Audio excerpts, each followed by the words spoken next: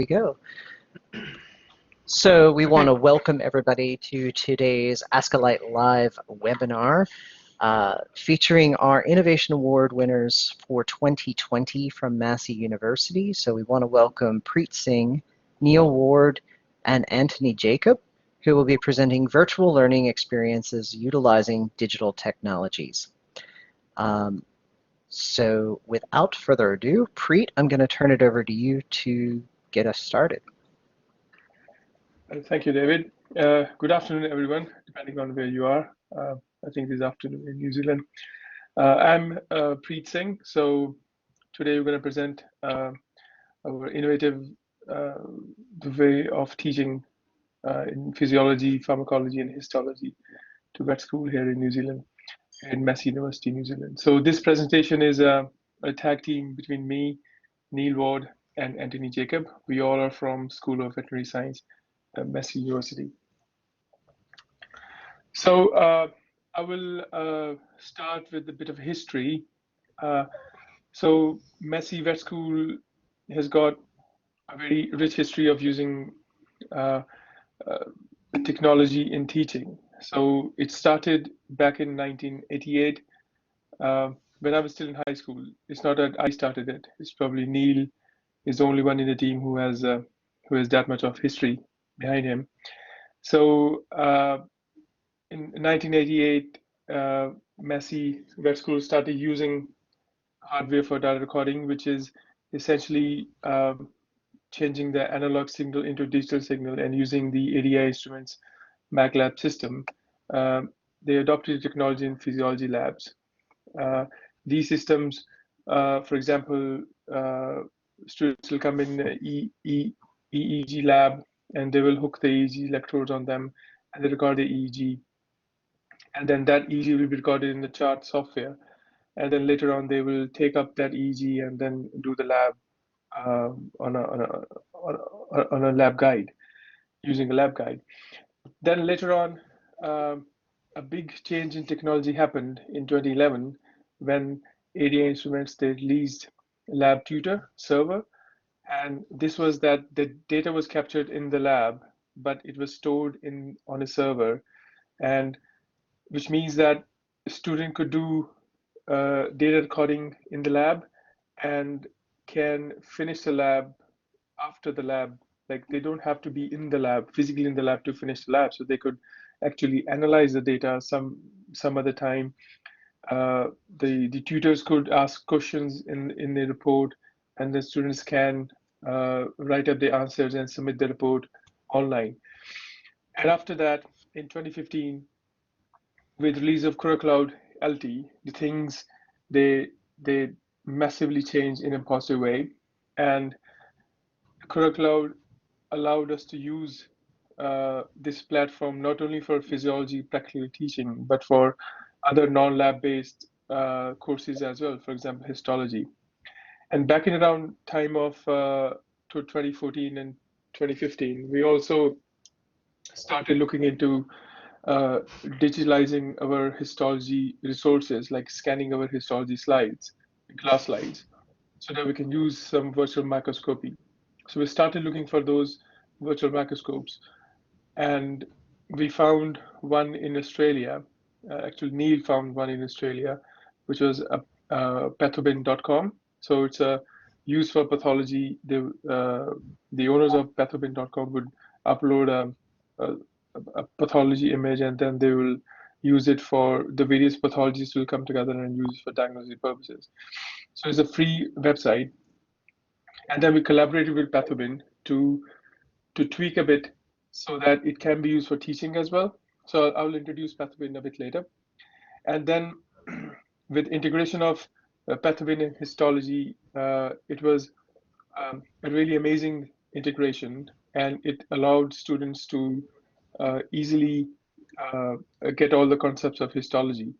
And a fully online digital histology was delivered first in 2017. And later on in 2020, almost all the subjects in vet school, they have taken up CuraCloud. Mostly I guess the motive behind was distance learning because of COVID lockdowns. and this was quite achievable because we're already using a platform called CuraCloud, and it was just a matter of converting your lab guides into CuraCloud format. And as for histology is concerned, we were able to teach histology during COVID lockdowns quite easily. I mean, we're in a lockdown here in New Zealand. Last year, there was no disruption in teaching histology because students were already using computers for looking at the histology images and using virtual microscopes for understanding the histology. Now I'm going to introduce to Pathogen. So Pathogen was a still website for a long time, and then recently we bought Pathogen, and now Pathogen is the Pathogens are all the Massey databases on Massey servers, and now it is called as pathogen.massey.ac.nz. So all of our glass slides, which are used for teaching, they are on Pathogen. So you can see now I have opened pathogen.massey.ac.nz. It is a free website, and anyone can go in at this stage. I think because it's still evolving. It is not fully finished project. So all of our glass slides are scanned on and uploaded on pathogen.massey.ac.nz, and students can actually go in to these slides, and they can click on any of those. So, for example, we look at slide of.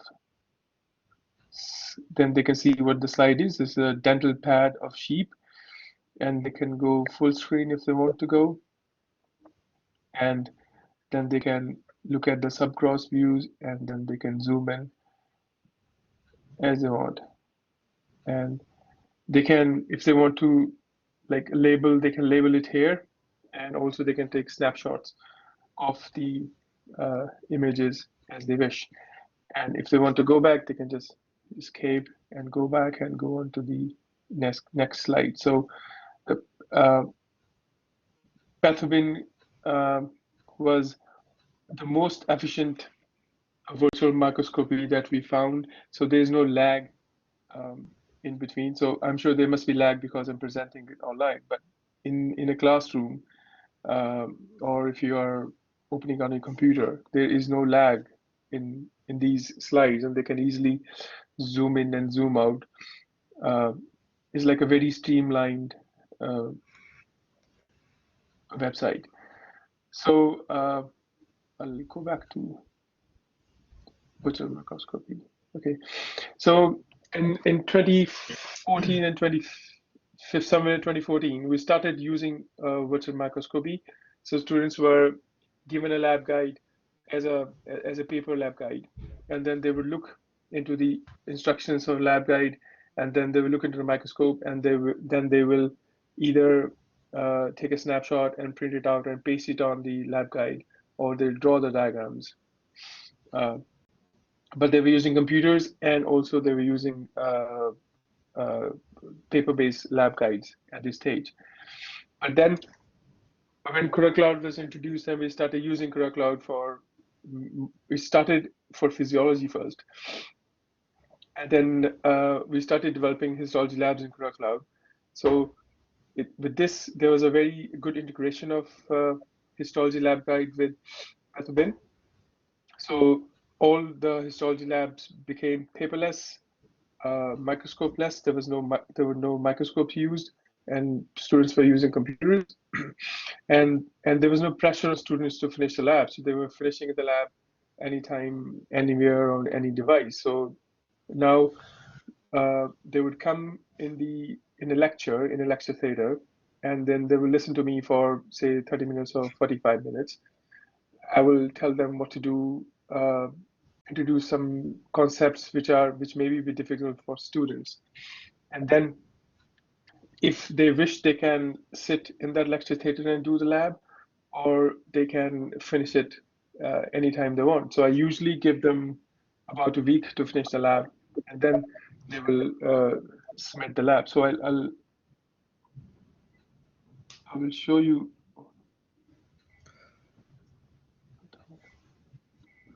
I will show you one of the labs. So this is the Cardiovascular Respiratory System Histology lab. So this is one of the many labs that we do.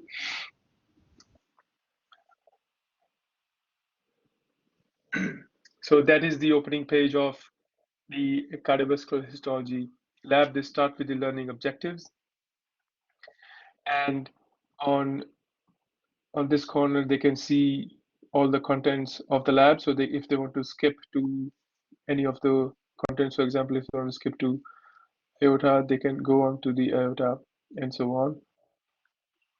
So so starting the learning objectives, then they go into the lab guide. So first they will see, you can see that there's a link for pathogen. So they can open the link in a separate tab. So here we have the slide of heart, and they can go back onto in the Crow Cloud, and then they can look at the instructions. So for example, the first one is identify epicardium, myocardium, and endocardium. So they can go in the lab in the Crow Cloud, pathogen, and then they can see, okay, so whichever would be the epicardium and endocardium, myocardium, and so on. And then they follow the instructions. And for each slide, we have a set of questions that they have to do. For example, this one is identify Purkinje fibers and upload a screen capture and label its components. So we will go on, we'll find wherever the Purkinje fiber is. So for example, this is Purkinje fiber. And then we can take a screenshot of that. We want to label the components of it. So we'll just say save it somewhere. And we can choose an image and upload the screenshot. The screenshot is in here. So we want to label the components. So that's easy here. So we can say, we can label it. Say this is the nuclei. Oh, spelling mistake, print. And so on. So we say done, and now say students may not know it is the right answer or not. So they can check the answer as well. So they get the instant feedback, and they can see that, oh, there are other components I was supposed to label as well. So they can kind of get the answer instantly as they submit, or if they think that they have done it wrong, so they can start over again. So that was a good piece of software. So they're getting instant feedback at the time, and then they can go on to the next slide and so on. And at the end, they get a report. So they can see all their answers here, and if they want, they can download it as a PDF with all the answers. And there are various ways you can actually write the questions. So they are, for example, the label ones. So they can label, as for example, I'm just doing some random things, and they can check the answer. Oh, all the answers are incorrect. Oh my God, what I've done. So they can actually check the answers at the same time. So there are a lot of different kind of questions so they can do. And for me, while they're doing the lab, I can actually see in the analytics of this Crow Cloud that what students are actually doing, how many times they are clicking check answer for a question, or whether they're doing a question right or wrong. I can figure out that they are they're finding some difficulty in grasping a, a particular concept, and then whenever I'm giving the next lecture to them, so I can pick up that concept and then I can explain that concept if they're finding it difficult. So it's kind of students are giving the feedback at the same time. I'm receiving that feedback and I'm changing the teaching in a way that suits them, and the content is also changed in a way it suits them. So that is the biggest advantage of using Crow Cloud and integration with LT. Just a quick question that came up in the chat. The drag and Yeah. drop feed, the drag and drop functionality, is that that is a functionality of Cura Cloud? Just to clarify that, somebody had asked. Yes, it is the functionality of Cura Cloud. So you're taking a snapshot from Pathogen in case of histology. If you're doing something else, you can take snapshot of any picture, and it goes on to the Cura Cloud. So Cura Cloud has got all the functionalities of being a teaching tool. So Cura Cloud is a teaching tool, and Pathogen is a virtual microscope. So we have integrated both of them for our benefit. So with this integration, what happens now it is what we have done is we have flipped the classroom for histology, and now it is kind of more student driven, anytime, anywhere kind of a concept. So the whole pedagogy of histology has been changed with using Cura Cloud. So Cura Cloud is the teaching tool, and Pathogen is the virtual microscope. Now I'm over to Neil. He will talk more about some Pathogen's other features. And over to Neil.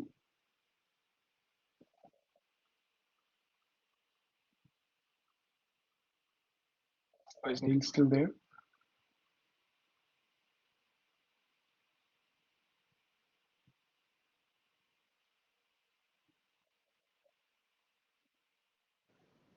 Neil, you just need to unmute your microphone.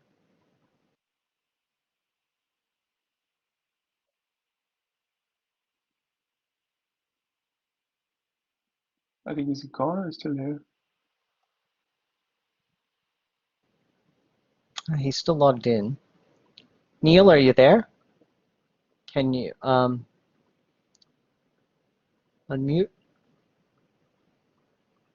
While we're waiting on maybe while we're waiting on Neil, we can take a couple of questions. So Kirsten has asked for the development of the lab notebook that you were showing us. About how long did it take to develop, or can you estimate the amount of effort? Like all of our lab guide was in Microsoft Word document. So the first lab guide was it took a long time because, but the next one, it became kind of like we are used to using Cura Cloud now. So it's it doesn't take a long time. So we already have the whole lab guide, and then we just wanted to present in a very integrated way. So we had the questions that we used to use in the lab guide. So rather than draw a picture of Purkinje fiber, now it is like upload a snapshot of Purkinje fiber, something like that. So if you already have a lab guide in Microsoft Word document, then it doesn't take a long time. So we didn't spend like ages to do these labs.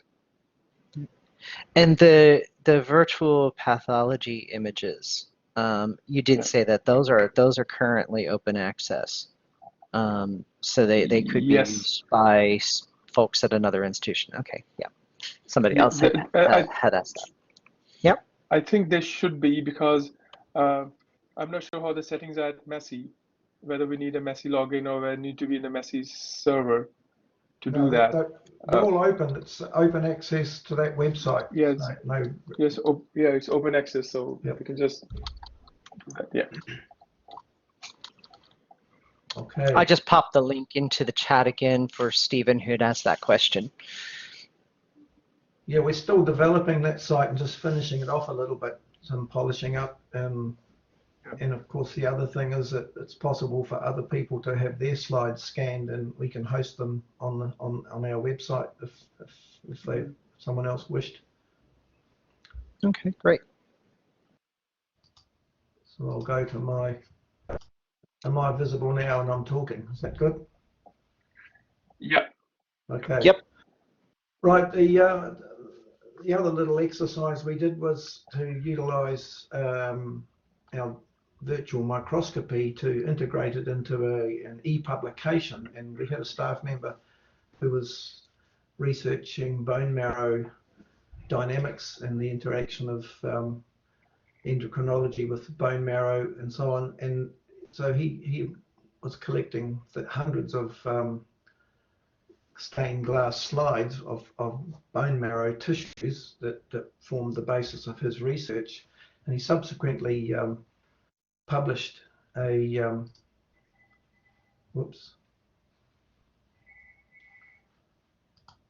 published the article onto Sage journals, and that's just a regular online publication.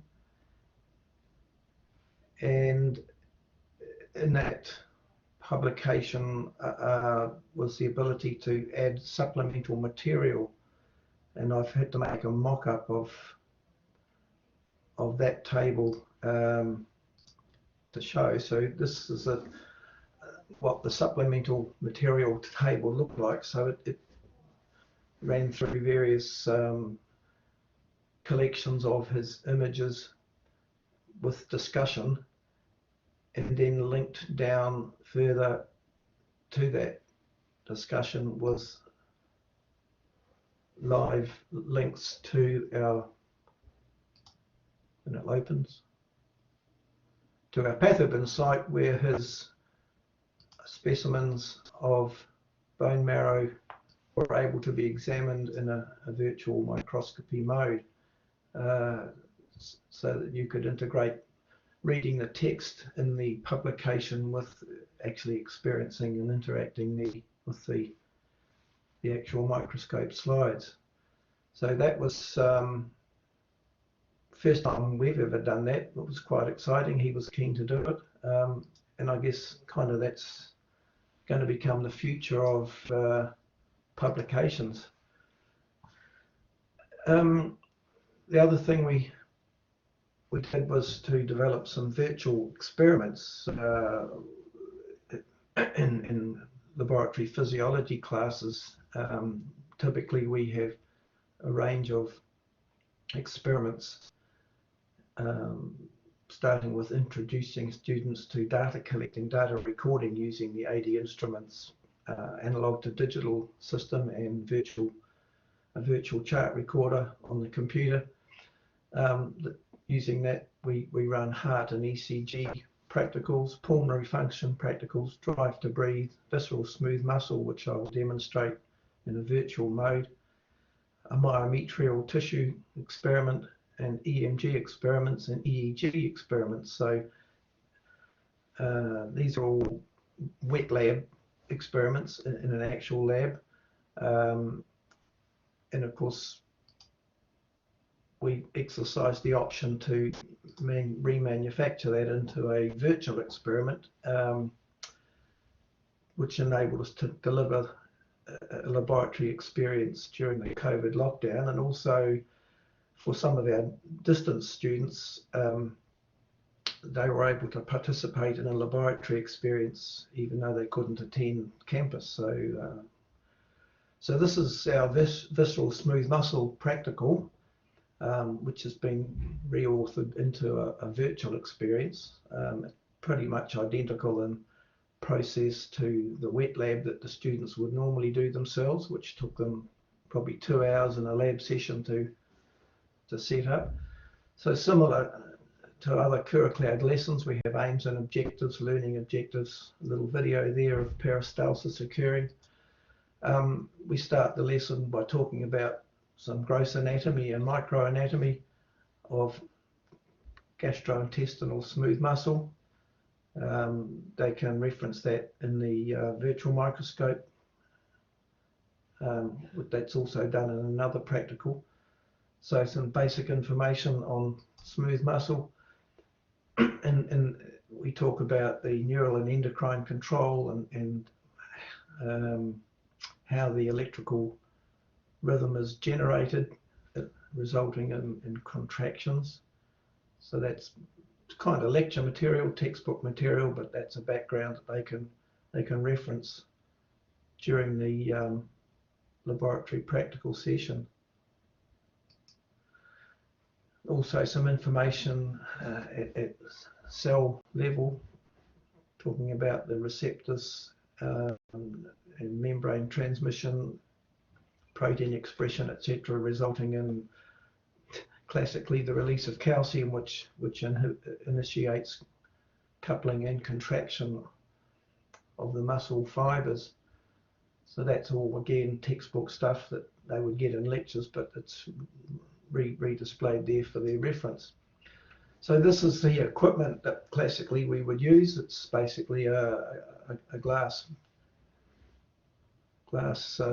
tissue bath into which the muscle is contained. It's kept warm, it's kept nourished with a physiological Ringer's solution, and the contractions are recorded on a electronic pressure transducer and then converted to a digital signal and displayed on the virtual chart recorder. So this is what the students would set up and do normally in a wet lab, and this virtual experiment, we simply captured the recordings and enabled the students to interact with them.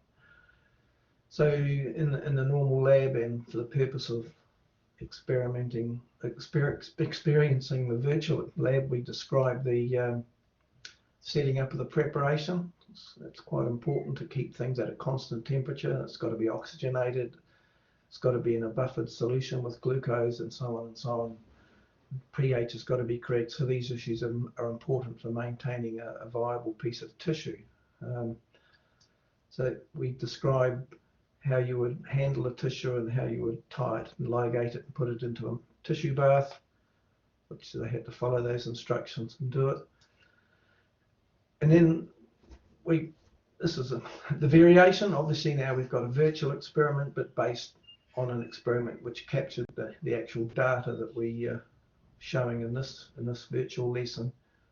So moving into the experiment, we explore normal rhythm, and up on the top here we have a video recording in real time of the muscle contractions recorded into the chart software, and down below is a record file of the recorded data, and that can be interacted with and explored. We have a data handle which can be located to display the force of contraction and the frequency. They're the two sets of data which we've recorded from that. So the students are invited to answer some questions on each of those. So we describe the normal rhythm, so it's sort of a sine wave, regular contractions, you might describe it as.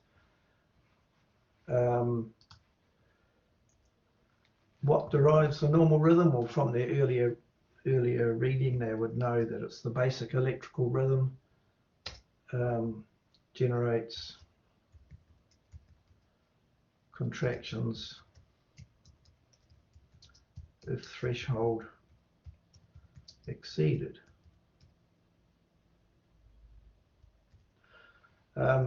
So they can then check the answer to give a model answer. So again, this is formative learning, and these answers would be recorded in their report so they can reference them later along with the correct answers. So again, most of the stuff is in a textbook, or they might get in a lecture, but this lets them revise it in the context of an actual experiment. So moving along to the next slide, we're starting to explore pharmacological agents and intrinsic neurotransmitting agents. So acetylcholine, of course, is an intrinsic neurotransmitter, and so if we flood the tissue with a large dose of that, we get a response like this, such that the force of contraction is increased. Notice the rhythm stays the same because the rhythm is generated by the basic electric rhythm. There's a bit of a glitch there, but so that's sort of textbook 101. A physiological response, so we'd sort of say contraction increases, and they might also comment about the washout. We did a washout later, we can look at that. So that's an interesting observation that when you wash out the surplus acetylcholine, the response diminishes or stops and goes back to a normal rhythm. So that's just sort of bucket chemistry observation. But in this experiment, we've loaded up an excess amount of acetylcholine. So if we wash that away, obviously the physiological effect diminishes. So that's an observation that's quite valid. We do a dose response experiment. So more is better. So we did several doses of acetylcholine, a small dose, a bigger dose, and a bigger dose again, and each of those elicited a strong contractile response. So that's some basic physiology, and again ask the obvious question, and the answer is yes, and then they might comment that it's a classic dose response experiment. So that's truly an experiment, but it's in the light of physiological context. We look at adrenaline injection to understand that there are two components to the autonomic system. There's the sympathetic and the parasympathetic, and they tend to work in opposites. So if we have a sympathetic stimulation and a release of adrenaline, it tends to inhibit digestive functions. So that's an observation that they can record there.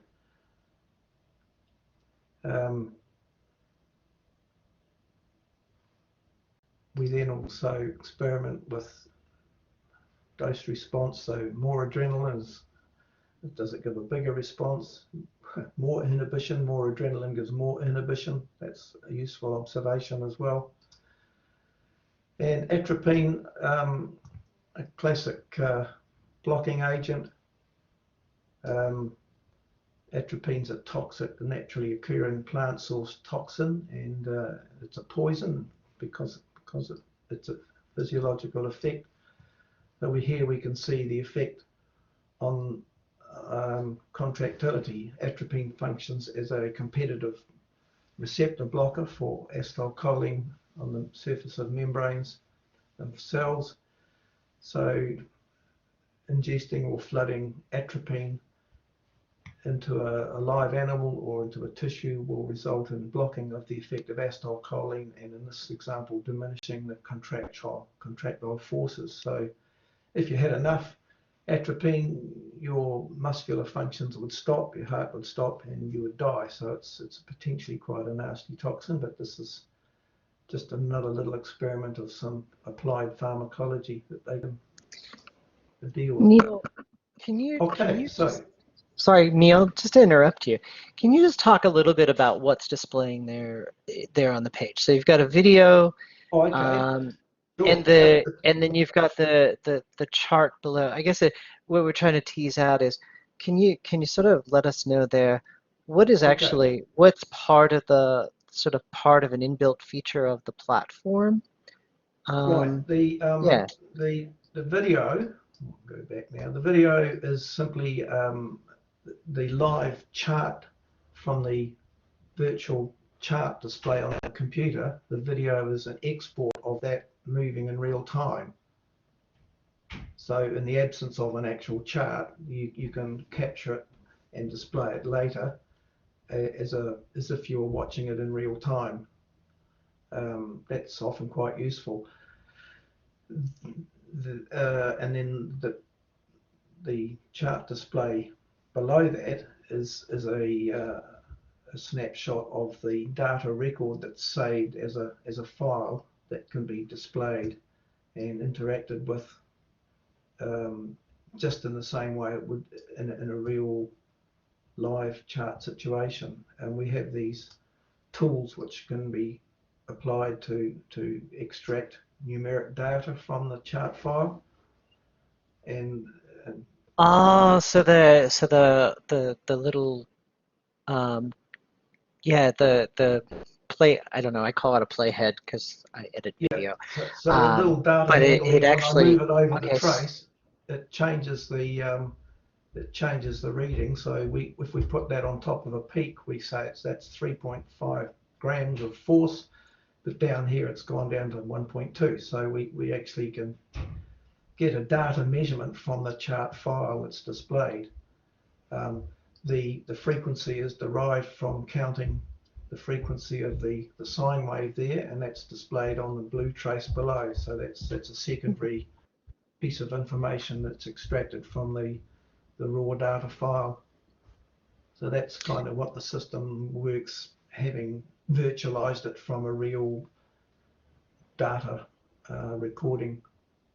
Yeah, that's great. And yeah, so Bruce has asked in the chat if the interactive chart is a built-in tool. So just for the folks online, if you're not following the chat, yes, that is the chart. The ability to manipulate that chart and get the readings is an inbuilt tool of the platform. Yes, we had another question from Peter, who was asking if is it possible to actually pop that chart video out full screen to view it full screen. There is, upper right hand corner. So, oh, okay. Yep. Sorry, I hadn't looked at that. There you go, yep. Peter. Haven't bothered to do that, but yeah, that could be useful if you wanted to use it as a teaching tool to sort of display it. Yep. The other thing that this video feature can do is to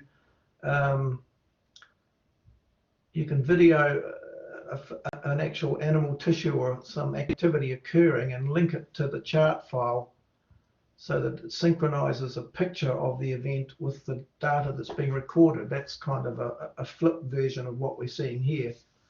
And that's often quite useful to synchronize an observable event with some data that you're recording. So that's just an inbuilt feature of the lab chart software, which was the source of the material here. Great, thanks for that. We did have one other question from Bruce, who was asking, can you, he says, and can you modify it for other uses, for other disciplines and purposes? Okay, so the platform in general, and I think that's, yeah, he's asking, could this be actually used for something that's non-medical? Sure, yeah, its evolution was physiology and medicine, but the hardware accepts any 0 to 10 volt DC input and will render that into a chart display or an oscilloscope display. It has an oscilloscope functions as well, so it can be either an oscilloscope or a chart. But any source of signal that's between 0 and 10 volts DC that can be input into the PowerLab hardware, and it will display it in the virtual chart mode. So it's just a matter of transducing whatever parameter you want to record. Could be pH, it could be anything. In fact, the company making a range of sensors now which will record these things. But if you can invent your own, that's so much the better. Some other lab instruments and some physical instruments have a DC output, so that can be set up. You could input that direct in if you wished.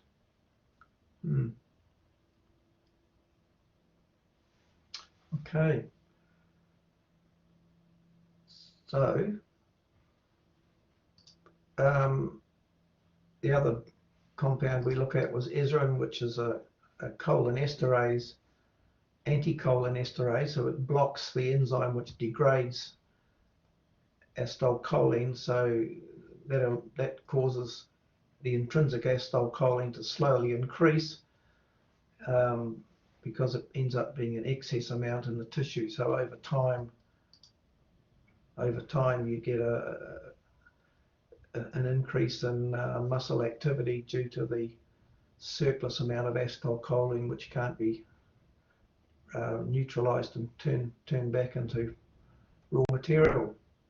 So and then they experiment with membrane potentials with excess potassium and excess calcium. And so that's kind of the nature of the experiment, which they can enjoy in a virtual mode rather than just have to be in a wet lab. So that was our enterprise to create that. Hand over to Anthony if you want to talk about your part.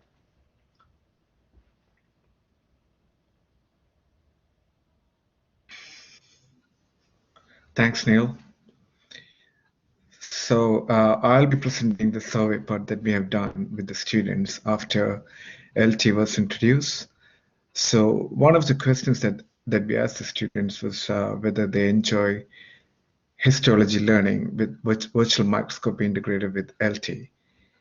And the response to that question was around 85 students, 85% of the response was positive. The reason what they suggested is that with LT, as Preet said before, LT helped the students to do their labs at their own pace, anytime, anyway.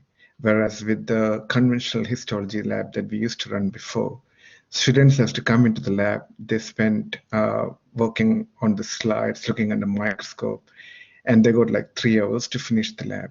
And once the lab is done, they can come back if you want to do a revisit, but often it's very hard for them because the histology lab used to be a shared facility, and when the students, if they're coming back, the lab won't be available at that time because it'll be used by other groups and other papers. So chance for revision for the students was a bit hard, whereas if you compare with LT integrated lessons, it was easier for them to revisit the slides on Pathabin, and they can do the revision for their studies and for the exam. So in a way, LT was quite useful for the students for revision as well as for preparing for exams, as compared with the conventional glass slide and microscope learning.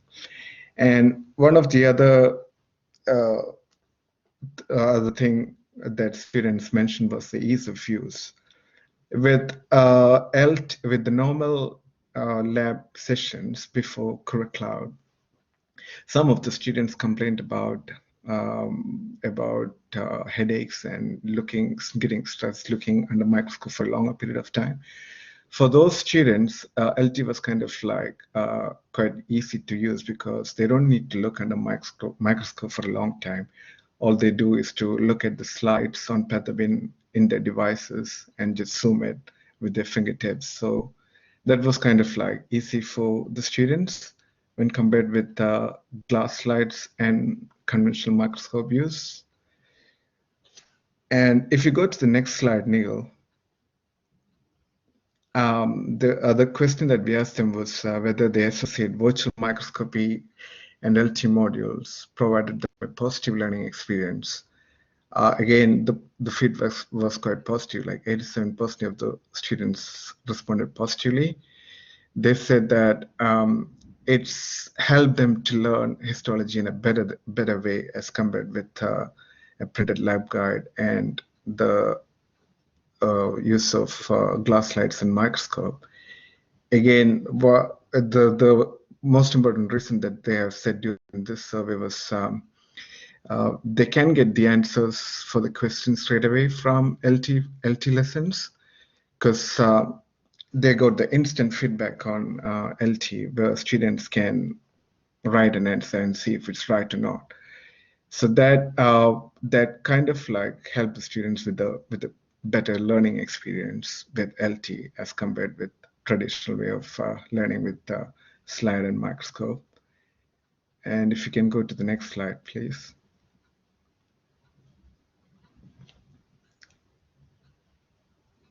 Next slide.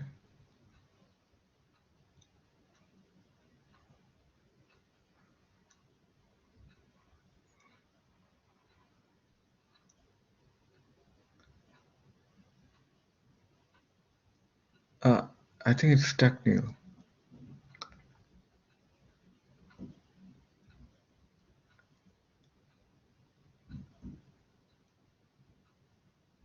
Other slide.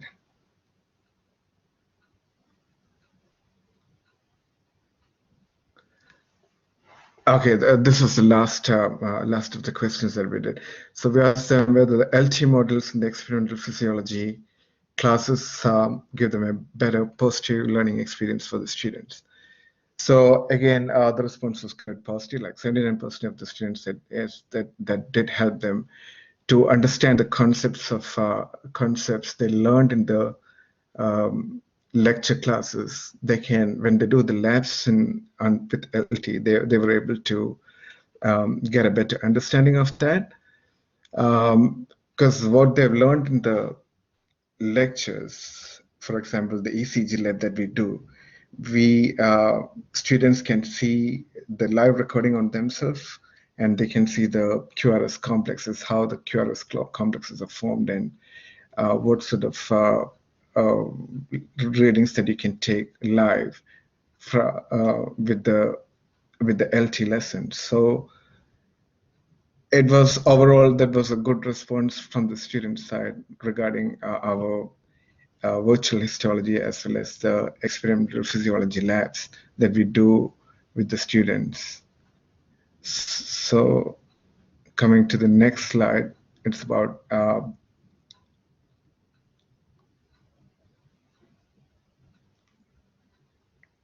next slide. I think it's it's on me, Anthony. Oh, yeah, thanks. Yeah. So what we got out of all of this user technology was that students were actively engaged in learning. They were never bored because there were things to do. They were getting some hands-on experience virtually, and they have flexibility as well. And there was a lot of they could revise the experiments. They could revise all the labs before the exams. So that was a good use of technology. And also we saved a lot of trees by avoiding printing the lab guides. So since 2017, we haven't printed any lab guide now, so we are paperless totally.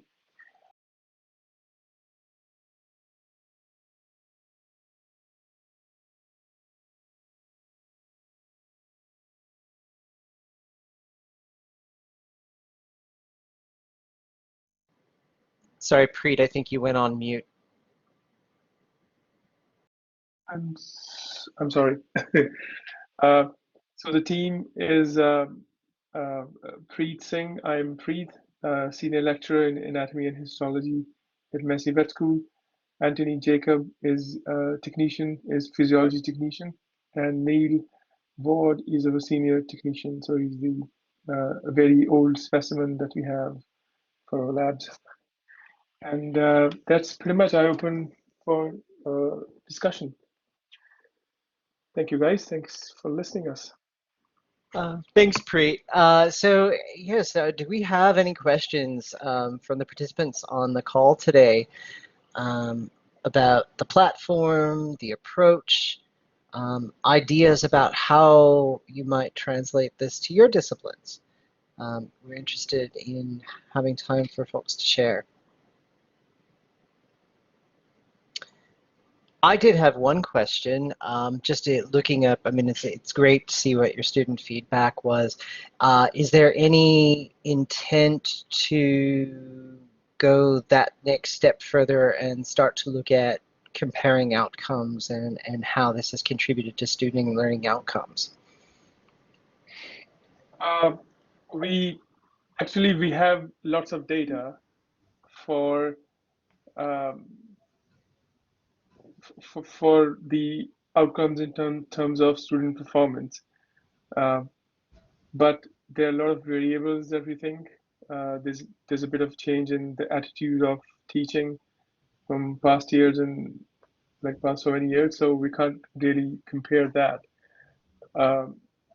So in terms of, so what's the next step that we're doing is right now we are not teaching histology as histology labs. So histology has been integrated into the anatomy and physiology labs.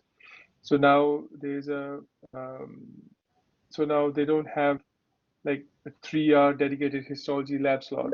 So now they have a dedicated anatomy lab. And for example, when they're looking at, for example, anatomy of lungs, so there'll be a computer station over there in which they will look at the histology of lungs. And in their tablet, they will answer the questions based on histology of lungs. So we have integrated histology and gross anatomy in the same lab because of the virtual microscopy and CuraCloud. Cool. So that's the next step that we have done. Yeah. Okay, excellent. Thank you. Peter Bright has asked, do you have a breakdown of the types of devices that students are using to access CuraCloud? For example, are they using desktop, laptop, mobile devices? Any sense of how that's, what the distribution is?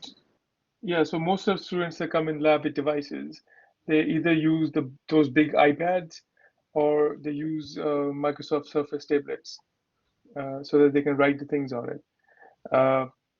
While they are, and we also use CuraCloud Medium for case studies, for physiology case studies, and in those case studies in which they have to sit down or like in groups, they prefer to use like laptops. So I think it depends on where they are. Students, they mostly use either big iPads or the Surface tablets, Microsoft Surface tablets. Great, thanks. We're coming up on time. We have time for one more question if anyone wants to ask.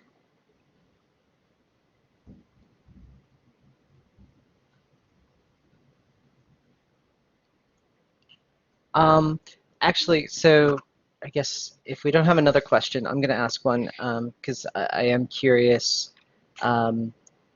Being in a sciences faculty and particularly working in the areas, in with medicine and particularly the anatomists, we know, what we've experienced here is that we've got growing student numbers and lab facilities that weren't necessarily designed to accommodate them.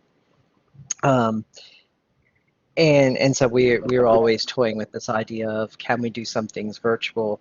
But the anatomists do tend to have a little bit of pushback because teaching anatomy in a wet lab is considered sort of gold standard. And so I just sort of wondered from your perspective in terms of, I guess, the why of the movement toward this. And while the students really do like it, is there something lost in this approach, or does this actually have some affordances that allow you to extend or leverage or increase the quality? I guess any commentary around that? Particularly if I were going to take this and try to sell it to our anatomists here. So a lot have changed in last year because of COVID and all those. The first thing I will say about histology is students have lost, or maybe they don't get a lot of experience in playing around with a microscope, and they were never good at microscope anyways. And so it's very, so it's good to know how to use microscope, and microscope as a tool to teach histology is not a very efficient tool. So what we have done is when they in the beginning of their degree, the very first lab they have is introduction to microscopes. They're properly taught how to use a microscope. And secondly, in the gross anatomy labs, we have about 140 or so students. And now what we have done, since we have so many students, it is impossible to go for like a dissection way of teaching anatomy. So what we have done is that now the way we teach anatomy in the labs is prosection based, or dissection is only, for example, they're dissecting heart or they're dissecting limbs rather than the whole body. Like earlier they used to dissect a whole dog, which was a preserved dog. Now they just do a little bit of dissection and mostly station-based. And with station-based approach, we can easily integrate curricula and their assessments and feedback instantly, which is still evolving. We are not at that stage yet, but soon we will be. So it's a shift of pedagogy, and that's how, I mean, you can't rely on dissection now with 140 or so students. You can't find human resources to teach them. Great. Do you want to add anything? In anatomy, there's a new innovation which our senior technician Alan Nutman has developed, and that's 3D scanning of high quality prosections and turning them into an interactive 3D object, and that lets the students experience and interact with a really high quality dissection which is beyond their capability. He hosts these on Sketchfab website, and he's slowly building up the collection, and they're now integrated into anatomy classes. So he carefully dissects specific areas of interest such as the head or the neck or the limbs, and they all scanned in really high resolution with good quality dissection. So that's taken off last year, and that's part of what Preet was saying is sort of replacing the new approach for large classes where it's just not practical for them to all do a wet dissection. So this is looking exciting. Those 3D scanned images are linked into a CurriCloud lesson, and then they just link out to the Sketchfab website and run the animation, or the 3D interactive animation. Great. Preet, Neil, Anthony, I want to thank you for actually coming along and sharing with us today and showing us your innovation. Fantastic work, and I'm hoping that, I know I've got lots of ideas for things that we can take back to our sciences faculty, and I hope the participants on the call today also walked away with some ideas. So thank you again for presenting that. And if we could just in the chat, just give a round of virtual applause, some emojis for our presenters. And we want to thank all of you for coming along today, and wanted to also let you know that on the 13th of September from 11 a.m. to 12 p.m. Australian Eastern Standard Time, we have our next ASCILITE Live webinar. This one will be held in conjunction with the Australian Collaborative Education Network, and we'll be looking at work integrated learning and virtual online placements and projects. So we hope you come along and join us for that. And again, thank you for everyone who joined today, and we look forward to seeing you at a future ASCILITE Live webinar. Thanks.